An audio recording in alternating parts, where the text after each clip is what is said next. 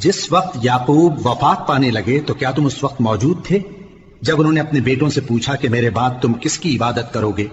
تو انہوں نے کہا کہ آپ کے معبود اور آپ کے باپ دادا ابراہیم اور اسماعیل اور اسحاق کے معبود کی عبادت کریں گے، جو معبود یکتا ہے اور ہم اسی کے حکم بردار ہیں۔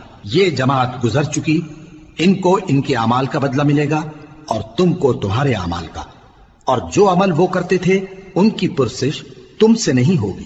اور یہودی اور عیسائی کہتے ہیں کہ یہودی یا عیسائی ہو جاؤ تو سیدھے رستے لگ جاؤ گے۔ اے پیغمبر ان سے کہہ دو نہیں، بلکہ ہم دین ابراہیم اختیار کیے ہوئے ہیں جو ایک اللہ کے ہو رہے تھے اور مشرکوں میں سے نہ تھے۔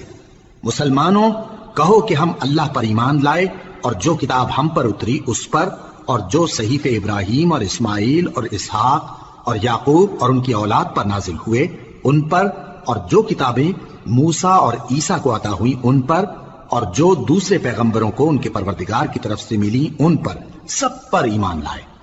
ہم ان پیغمبروں میں سے کسی میں کچھ فرق نہیں کرتے، اور ہم اسی معبود واحد کے فرما بردار ہیں۔ پھر اگر یہ لوگ بھی اسی طرح ایمان لے آئیں جس طرح تم ایمان لے آئے ہو تو ہدایت یاب ہو جائیں، اور اگر منہ پھیر لیں اور نہ مانیں تو وہ تمہارے مخالف ہیں، اور ان کے مقابلے میں تمہیں اللہ کافی ہے، اور وہ سننے والا ہے، جاننے والا ہے۔